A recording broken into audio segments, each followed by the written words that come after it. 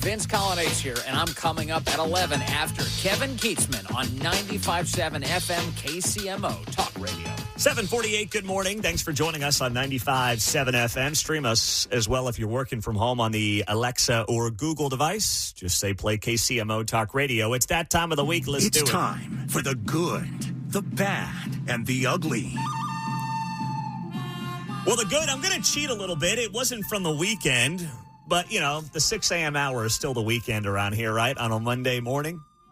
Accounts. Plus, there was nothing better than this over the last 72 hours than Jawan Taylor getting released. Oh, my goodness gracious. That's right. Jawan Taylor released by the Chiefs. Woo! There you go. Right on cue. There's your Ric Flair mark. There you go. I like it, buddy.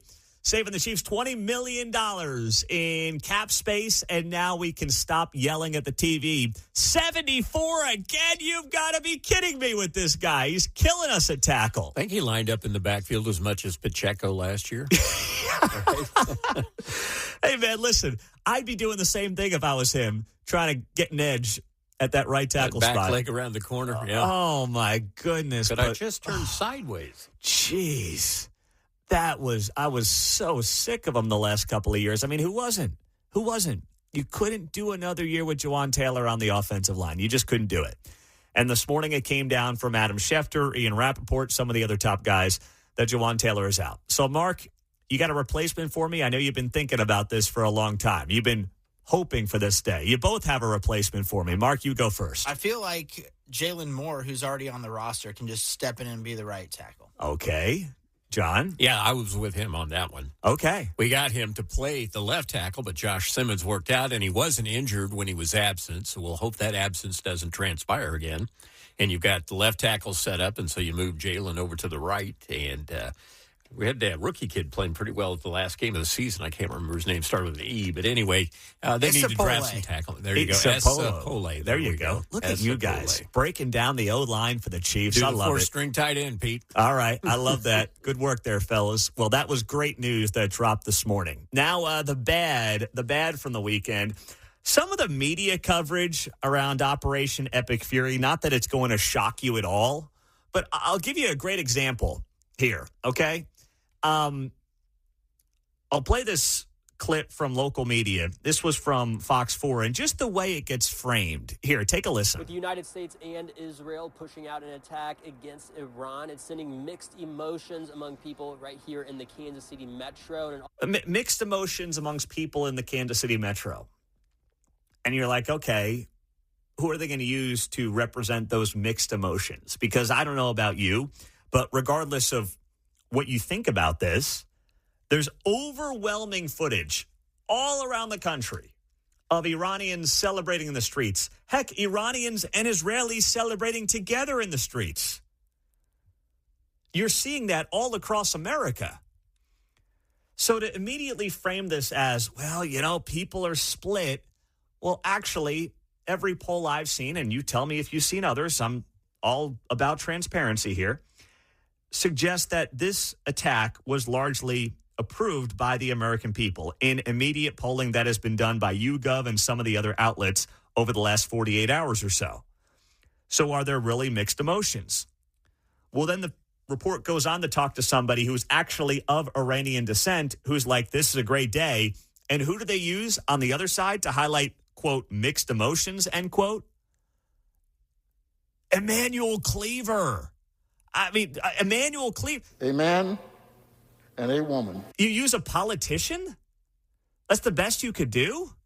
All comes after the Iranian government killed thousands of its own people. Hundreds of Iranians, including their supreme leader, were killed Saturday morning after the United States and Israel bombed the Middle Eastern country.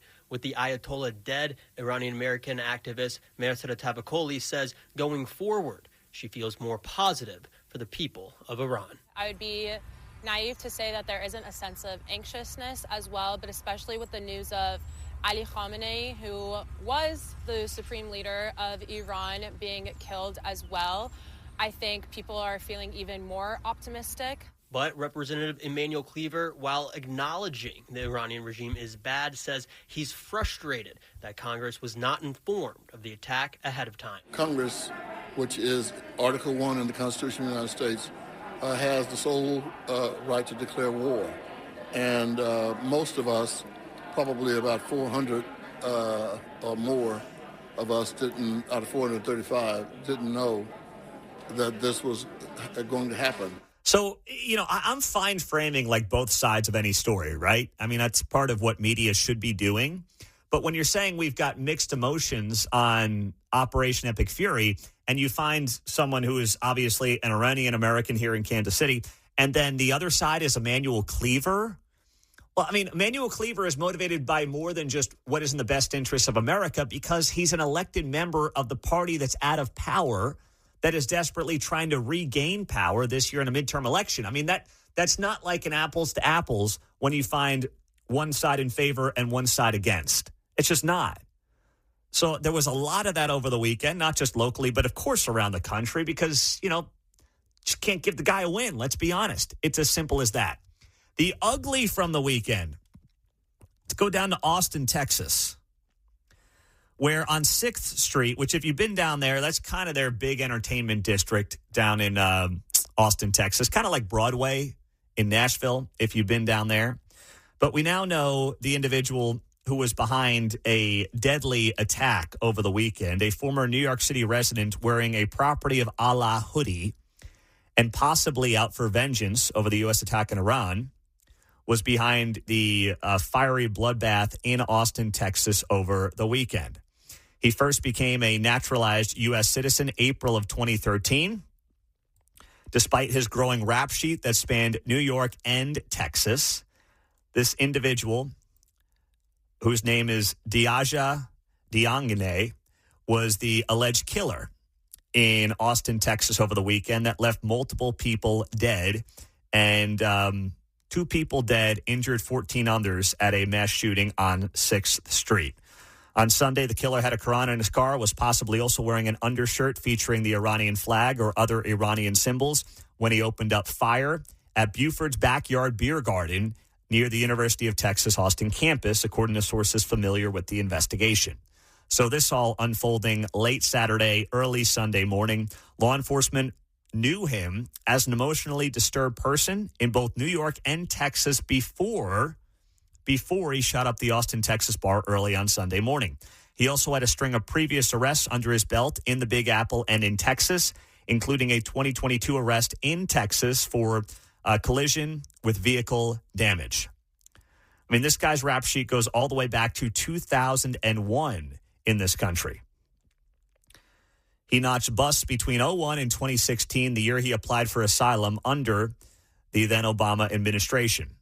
So that's what we know about this guy right now, but obviously something to monitor in the days ahead. You just heard Mark Alford say on the show that everybody in the country needs to be alert and aware, including Kansas City. There's the good, the bad, and the ugly.